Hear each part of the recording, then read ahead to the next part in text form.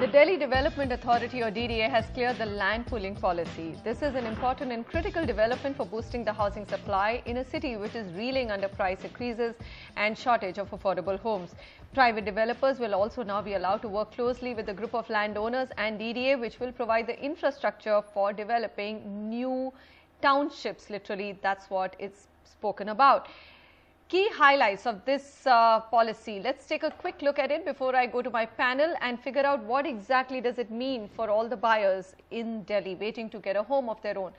First of all, consolidating land parcels from group of owners. Now, this could be, of course, a group of farmers as well. Collective ownership rights will rest with the DDA.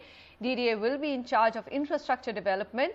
And of course, there's a proposal that this is not going to be held. There will be a single window clearance. All stakeholders will come together and make sure that the process moves fast. Norms for land pooling. Part of the developed land will be returned to the landowners. And this again, like I said, could be farmers who've been very agitated over the past, saying that they haven't got fair price for the land that they've given for development.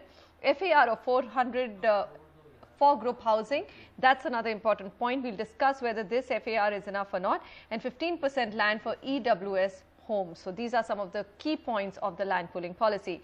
Ramesh Menon, Director Certis Realty, and Ashok Khurana, former member engineer DDA, are with me here in the studio to of course discuss this in further detail. Explain to me, Khurana sir, what does this mean? I mean, you know, it is so vague for the common viewer.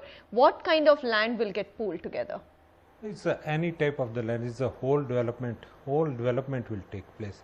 Now the problem right now but it is new land which is not developed. Yeah, right it's now. a new land. It's new land which maybe farmers are owning it, or could be small developers. Who would be owning that land? It could be anyone. They have to pool the land and come to DDA. This is our pooled land, 10 hectare, 2 hectare or 20 hectare. There are the different formulas for the 20 hectare. Right. Then but the starting point is 2 hectare? Pardon? Starting point is 2 hectares. So smallest holding or land pool which should be formed by the group of owners should be 2 hectare. Yes. Only then will DDA consider it as pooled land and then step in. Yeah. All right. Ramesh, why is it that it's been considered to be a much better way to move forward for creating new housing societies in the city compared to what was happening earlier where DDA was buying all the land? 3 quick factors. One, DDA devised this model of land aggregation way back in the 60s, and the last time they could successfully do for Rohini and Dwarka was in the 80s, early 80s. Subsequently, it was getting difficult for DDA to buy land.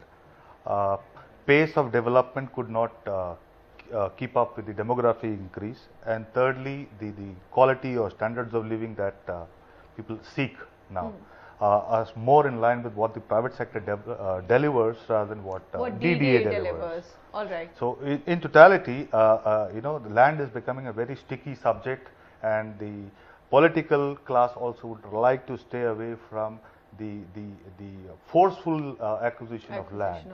So the LARR bill also, the technical committee or the expert body, moves from acquisition to purchase. Okay, Khurana Sahab, what I'd like to understand is that if it was becoming a sticky issue and farmers were complaining, and we've had agitations beyond Rohini in some of the land acquisition cases, will it stop now? Is this a fair method? Do you think now farmers, because they're going to get back a large part of their land after redevelopment, will be more enticed and more encouraged to actually pool their land and come forward? Yeah. In the southern part of India, it has happened also. The farmers have joined hands together and developed an area. Here also the farmers can join a hand and develop the area, but it will be as per our master plan which DDA has established. All the road network to follow that. That's why the land pooling and some part, 40 to 60% goes back to the developer. Whosoever is there, he can be a farmer also. Whosoever is there, society can be there. The rest goes for the city level services. No, city is to be interconnected with the old city. So all the city level services will be provided from the balanced land. Okay. Even the pumping, water pumping, sewage pumping. So it will come within the Delhi municipality limits. I think that's so which are these exciting areas which are going to come up? So they are not going to be in the existing Delhi, right? There is no, it has to be beyond Rohini, beyond Dwarka, now new areas which are going to come up. They are actually abutting all these micro markets that you mentioned, including South Delhi. So there is going to be a large area in Chhatarpur and Vasant Kunj that will also come under these land pooling policies as such, and you're going to see a fair amount of development starting to happen all across Delhi as such.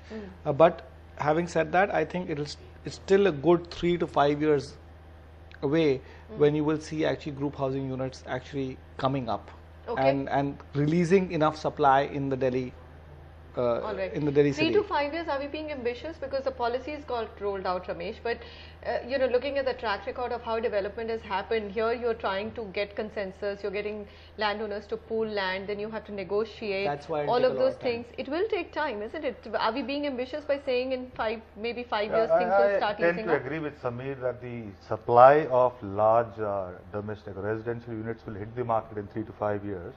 Having said that, you know, it will be large supply. If you look at the track record of DDA, the typical supply released every year was about 8 to 10,000 dwelling units, which was not even 1/7 of what the demand surge was. Right. In 3 to 5 years, if we can release a supply of more than 2.5 to 3 lakh dwelling units a year, that will be a very, very positive step. Let's not also forget that Delhi would add a population of another crore and 10 lakhs over the next 10 years.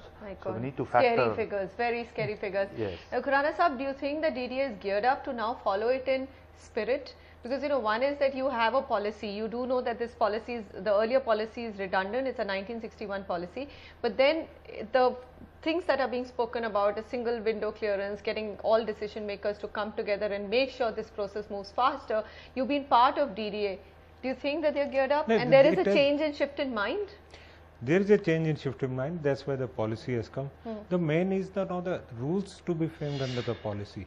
Now policy has been cleared at the stage 1. If there is a public objections and views are to be invited. Then it will again go back to the authority with those views and objections.